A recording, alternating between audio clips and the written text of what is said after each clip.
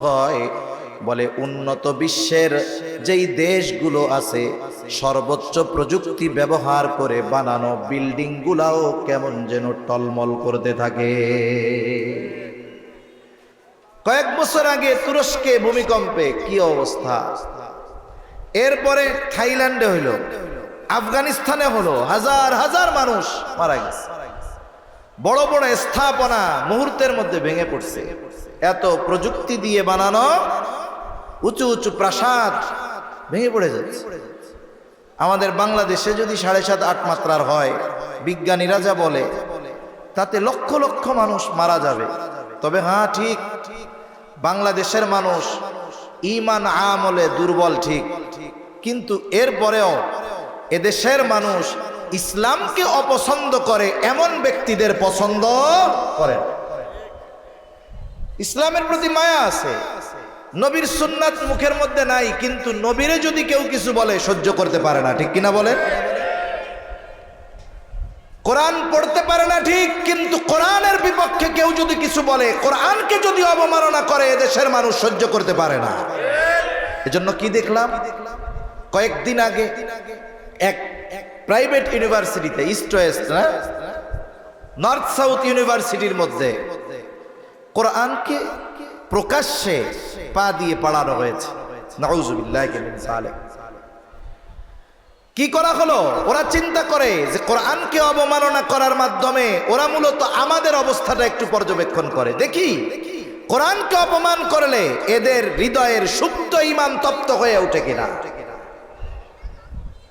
আবার দেখুন, যখনই কেউ কোরআন অবমাননা করে, আল্লাহ এবং তার রাসূলের বিরুদ্ধে বলে, অমুসলিমদের কথা বাদ দেন, একদল মুসলমান ওই জালেমদের পক্ষ নিয়ে, ওই কোরআন, ইসলাম, আল্লাহ এবং রাসূল অবমাননাকারীদের পক্ষ নিয়ে তারে পাগল বানিয়ে বিচার থেকে বাঁচাতে চায়, ঠিক কিনা বলে? অমুসলিমেরা পক্ষ নিবে ভিন্ন কথা, কিন্তু মুসলমানেরা তাদের পক্ষ অবলম্বন করে, বলে এটা পাগল। তাই পাগল টের পাও কখন?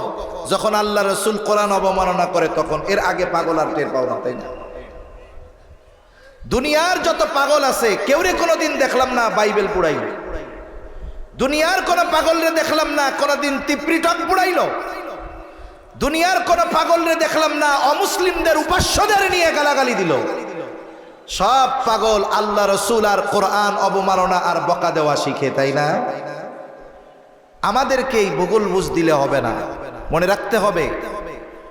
আবার এই বিষয়কে কেন্দ্র করে এমন বিশৃঙ্খলা করার সুযোগও নাই যাতে করে বহির্বিশ্বের সামনে মুসলমানদেরকে সন্ত্রাসী আর জঙ্গি ভাবে উপস্থাপন করা যায়।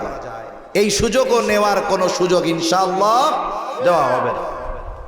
এজন্য আমরা রাষ্ট্রীয়ভাবে আইন চাই।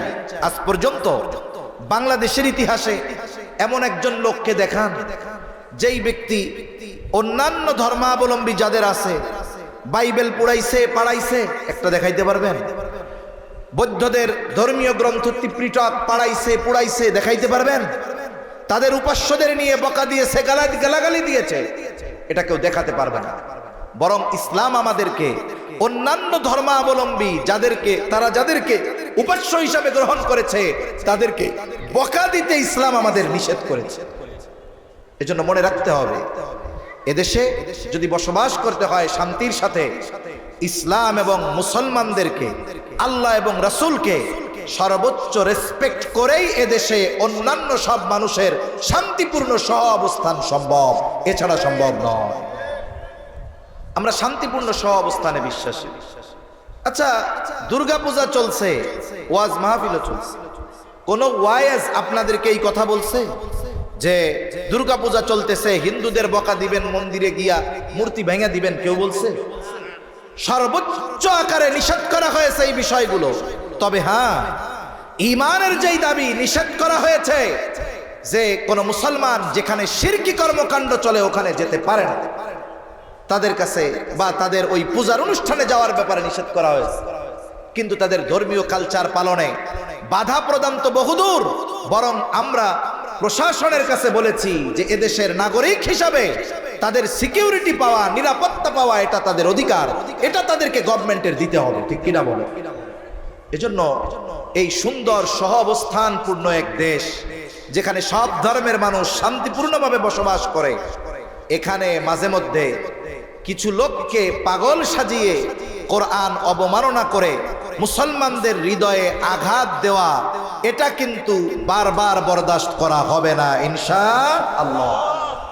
এ ব্যাপারে রাষ্ট্রীয়ভাবে আইন জারি করা দরকার। তা সম্মানিত উপস্থিতি, বলতেছিলাম কিয়ামতের আগে জালজালা, ভূমিকম্প বেড়ে যাবে। বাংলাদেশে হয়তো হওয়ার মতো সম্ভাবনা, কিন্তু আল্লাহ দেয় না। কেন? বলে এদের অন্তরে আল্লাহ এবং রসুলের মোহাব্বত আছে, এজন্য হয়তো ঝুঁকিপূর্ণ দেশ হওয়ার পরেও আল্লাহ তাআলা হেফাজত করে। ঠিক কিনা বলেন?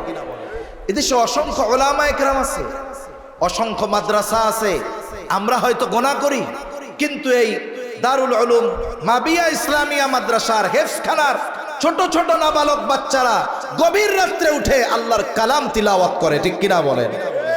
এই যে লক্ষ লক্ষ হাফেজে কোরআন, হাজার হাজার হিফজখানা, হয়তো এদের বদৌলতে ঝুঁকিপূর্ণ অবস্থায় থাকার পরেও আল্লাহ তাআলা বড় মুসিবত দেন না।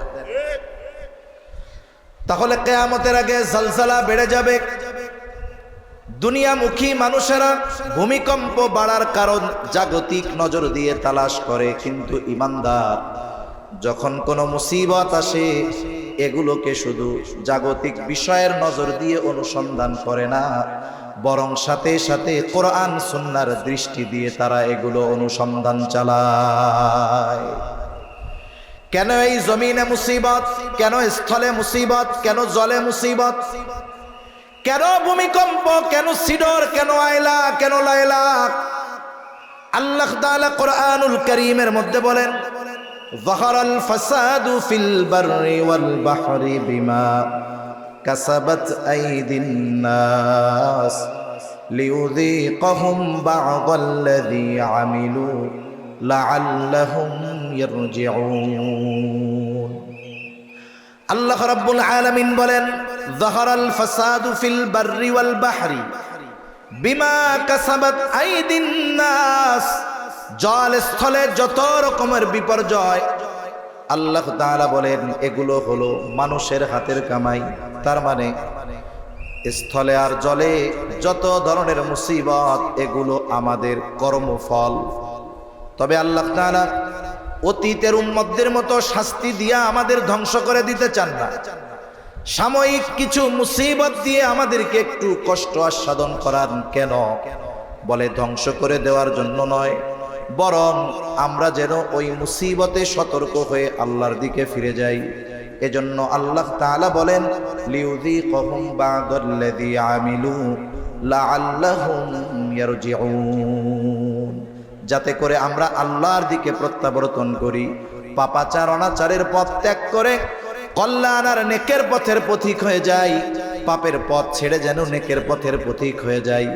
এই জন্য আল্লাহ তাআলা আমাদের কর্মের কারণে জল স্থলে কিছু মুসিবত দিয়ে আমাদের সতর্ক করে দেয়। যেমন স্কুল হোক আর মাদ্রাসা হোক, যদি কোনো ছাত্র দুষ্টুমি করে, এই দুষ্টুমির মাত্রা যদি অতিক্রম করে ফেলে, অবাধ্যতা যদি মাত্রা অতিরিক্ত হয়, সন্তান যদি পিতামাতার আনুগত্য না করে, কথা না শুনে, শিক্ষক ছাত্রকে শাস্তি দেয়, পিতামাতা সন্তানকে শাস্তি দেয়।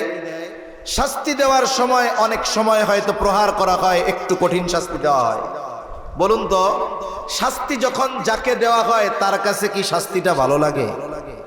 মনে মনে কয় কত বড় জালেম, আমারে মারলো। কিন্তু পিতা যে শাস্তি দিল, শিক্ষক যে শাস্তি দিল, বলেন তো এই শাস্তি কি ওকে ধ্বংস করার জন্য দিছে, নাকি ও সঠিক পথে যেন ফিরে আসে এই জন্য দিছে? নিশ্চয়ই সঠিক পথে ফিরে আসে যেন এই জন্য দিয়েছে। মুহাব্বত আছে, চাই যে গুনার পথ ছেড়ে ভালো পথে আসুক, এই জন্য শাস্তি দিছে যেন অন্যায় কাজটা আর না করে। আল্লাহ তাআলা আমাদেরকে মুহাব্বত করেন, ভালোবাসেন। মূলত আল্লাহ তাআলা চান না তার বান্দাদেরকে আযাব গজব দিয়ে সমূলে শেষ করে দিতে। তবে যতটুকু দেন এটা আমাদের পাপের কারণে হয়, আর আল্লাহ এই জন্য দেন যেন এই শাস্তি আস্বাদন করে আমরা আল্লাহর দিকে ফিরে যাই। এজন্য ভূমিকম্প হয়, এটা আমাদের হাতের কামাই। বলে ভূমিকম্প কেন হয়? জমিনে পাপাচার যখন বাড়ে ভূমিকম্প বেড়ে যায়, জমিনের মধ্যে জুলুম বেড়ে যায়, ভূমিকম্প বেড়ে যায়। দোকানদার ওজনে কম দেওয়া শুরু করে বলে ভূমিকম্প বেড়ে যায়। নাচ গান অশ্লীলতা মদ্যপান বেড়ে যায় বলে ভূমিকম্প বেড়ে যায়। তাহলে জমিনে ভূমিকম্প সংগঠিত হওয়ার অন্যতম কারণ হলো এই আল্লাহর জমিনে পাপাচার অনাচার অশ্লীলতা বেড়ে যাওয়া। এজন্য যদি বড় ধরনের ক্ষতি থেকে বাঁচতে হয় আমাদেরকে পাপ মুক্ত জীবন গঠন করতে হবে। আল্লাহ তৌফিক দান করেন। এরপরে নবীজি সাল্লাল্লাহু আলাইহি ওয়াসাল্লাম জানায় দেন ওয়ায়াতাকারাবাজ জামান, কিয়ামতের আগে সময় সংকুচিত হয়ে যাবে। মনে হবে এক জুমা থেকে আরেক জুমা কেমন যেন চোখের পলকে চলে আসছে। হাদিসের মধ্যে আসছে এক যুগ কেমন যেন বছরের ন্যায় হয়ে যাবে, বছর কেমন যেন মাসের ন্যায় হয়ে যাবে, মাস কেমন যেন সপ্তাহের ন্যায় হয়ে যাবে, সপ্তাহ কেমন যেন দিনের ন্যায় হয়ে যাবে, আর দিন কেমন যেন ঘন্টার মতো হয়ে যাবে, ঘন্টা কেমন যেন মিনিটের মতো হয়ে যাবে, আর প্রতিটা মিনিট কেমন যেন সেকেন্ডের ন্যায় হয়ে যাবে। তার মানে কিয়ামতের আগে সময় সংকুচিত হয়ে যাবে। আগেও তো 12 বছরে এক যুগ ছিল, 12 মাসে এক বছর ছিল, 7 দিনে এক সপ্তাহ ছিল, 24 ঘন্টায় এক দিন ছিল, 60 মিনিটে এক ঘন্টা ছিল, 60 সেকেন্ডে এক মিনিট ছিল। আগেও যা ছিল এখনো তাই আছে। কিন্তু মূল সমস্যা কোথায়? বলে সময় থেকে আল্লাহ বরকত উঠায় নিয়ে গেছে, যার কারণে অতীতের মানুষের সময়ে বরকত ছিল। জাস্টিস মুফতি তকি উসমানী দামাত বরকাতুহুমুল আলিয়া উনি সময়ের মূল্যায়ন নিয়ে বয়ান করতে গিয়ে বলতেছেন যে সময় প্রত্যেকটা ব্যক্তি যেমন ব্যবহার করে সময় তার সাথে ওইরকম আচরণ করে। বলে কেউ যদি সময়কে অহেতুক কাজে ব্যয় করে, গুনার কাজে ব্যয় করে, এই সময় তার জন্য সংকুচিত হয়ে যায়। কিন্তু সময়কে যদি কেউ ভালো কাজে ব্যয় করে ওই সময়ের মধ্যে আল্লাহ বরকত দিয়ে দেয়। যেমন চায়ের দোকানে জোহরের পর থেকে নিয়ে রাত 10টা পর্যন্ত বসে থাকে, কষ্ট হয় না। অনেক মানুষ এমন আছে না নাই? কিন্তু মসজিদে আইসা ইমাম সাহেবের 2 রাকাত নামাজ 7 মিনিটের জায়গায় 8 মিনিট লাগলে কাশি শুরু হয়ে যায়। বল খেলা টেলিভিশনের পর্দায় 5 ঘন্টা 6 ঘন্টা নিয়ে দেখতে সমস্যা হয় না, কিন্তু কোরআন দেখে 2 পৃষ্ঠা পড়তে গেলে কলিজা ছটফট করে, আছে না নাই? বসায় রাখা যায় না মসজিদের মধ্যে। জাগতিক অহেতুক আড্ডায় ঘন্টার পর ঘন্টা পার হয়ে যায়। জুমার দিন ইমাম সাহেব কোনো মতে সালাম ফিরাইতে দিরি 50 জনের ঘাড়ে পাড়া দিয়া মসজিদ থেকে বাহির না হইলে তার ভালো লাগে না, আছে না নাই? এই যে ভালো কাজে দেখবেন অস্থিরতা কাজ করে, যদি এই অস্থিরতাকে জয় করে ওই ভালো কাজের উপরে নিজেকে রেখে দেওয়া যায় তাহলে দেখবেন সময় বরকত হয়ে গেছে। আর নাইলে কি হবে? জুমার দিন সকালবেলায় মনে হবে আরে এই তো কয়দিন আগেই দেখি শুক্রবার একটা গেল। এভাবেই একটা সময় আমাদের যেই হায়াত বরাদ্দ আছে এটা শেষ হয়ে যাবে, কোনো কাজে লাগবে না। এজন্য আগের মনীষীদের অবস্থা দেখেন। ইমাম গাজ্জালী রহমাতুল্লাহি আলাইহি কত বছর, অল্প কিছু সময়কাল বাঁচছে, 50-56 বছর এরকম মনে হয় বাঁচছে। ইমাম বুখারী রহমাতুল্লাহি আলাইহি 56 বছর বাঁচছে। অথচ এই অল্প হায়াতে তারা যেই পরিমাণ লিখে গেছে আমরা তাদের চেয়ে বেশি হায়াত পেয়ে ওই পরিমাণ পড়তেই পারি না। ওটা তো অনেক আগের কথা।